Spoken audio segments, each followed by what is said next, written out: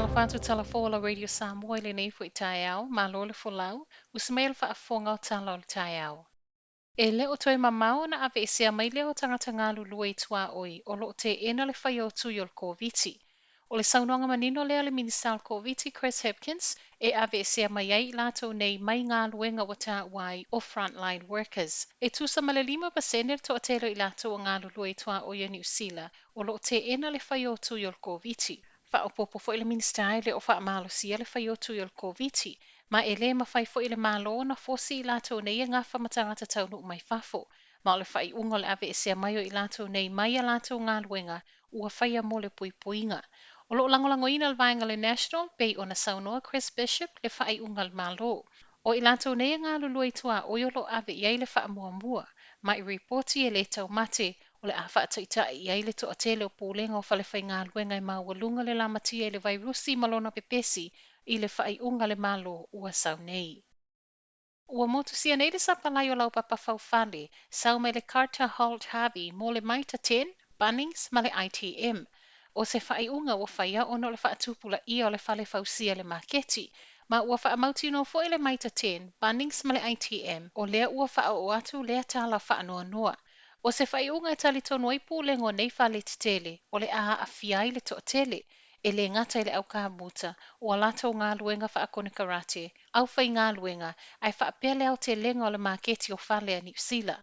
Tala le One News o wha te ia i le to a tele i lea whai unga, ai maise, o le Carter Holt Harvey o le sapalai au tū lea o lau papa whau whale le maketi, o lea ele i mamau atu fo ina wha asala lau mai eita i ala le malo, o lo o sila sila i le si itia o le fuai numero o whale whau i tutono o le atunu, ma ua wha atala sa ngai e nisi le fesosoani le malo.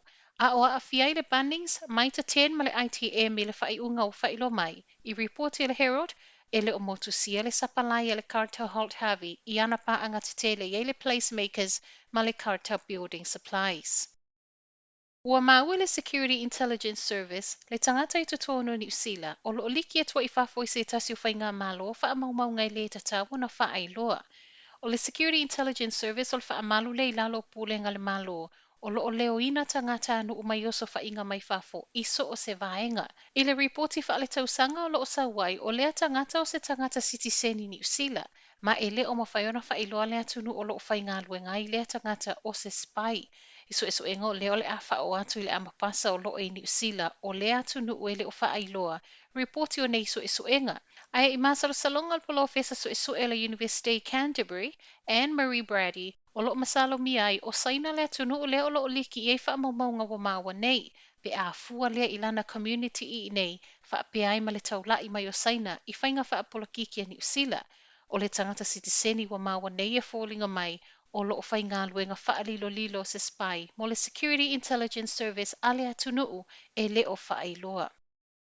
O loo whaawau so e so enga whaatatau i le tino maliu o se tamana maua i le pamu penisini a le zedi papa toe toe. Tusa le tula e lima lwa vau le aso to na i le na ripotia ne ai leo leo, mana tāpuni ai mo sina taimi le tu mau le pamu o le zedi i East Hamaki Road ai whaia so e so enga. Tu whaatasia tala o tai au e le ito e maua mai se isi tala na o le so e so ina o le tino maliu o loo fuafu e whaia i le amatanga o le vai aso nei. E toa lua wa mo lia leo leo mafu mai whainga whaatau whaasara lau i lunga le marketplace le Facebook. O lea ua lapata i leo leo i lato u mai whaia wheuta na inga mō whaatau ngai lunga le Facebook. E mata alia, ma su e mua mua. O le isi toa tasi wa mo lia na su e ina i se tasi o meli na ngao ia mai lunga le whaituto o le whale o le na tangi. Ai muli muli ane whaatau i lunga le Facebook. Ma e whaapea fo i le isi mata upu wa mo lia i le isi lea e toa lua i aie wa mo lia. Reportia leo leo, e na o le toa lua leo mo lia le taimi nei, ma o lo whaia pia so e so enga, ia i lato e whaia nei fe whaatawa inga whao ngā i mea tō tino ngā oi. Tala muli mulu le tae au, ua whaamania mai fo iwa uma leo lo le tae nei titi le ana la vel te avale le ka paka lea o ngā tūlanga lua i Bucklands Beach i Aukilani. O le tae au le aso lua o le vai aso tālu wai, le ana sa wai le tāla i le whaamanu alia ti ngai no le ua maliu, ma fua mai na ua soa le ta avale na fua ina le ta maa fitus fulmal fitu tausanga, o whaasao na toe ave ave, whaamania mai le ofiso leo leo, o le tae au ana nafi le ana umailo na ola il fale mai o ta maiti Starship i Aukilani, ma ele o whaailoa lo na suafa i le taimi nei, o lo o whaawau pia so e ngā leo leo i le nei mata upu. Tala na o le tai au, manuia le amatanga o le vai aso.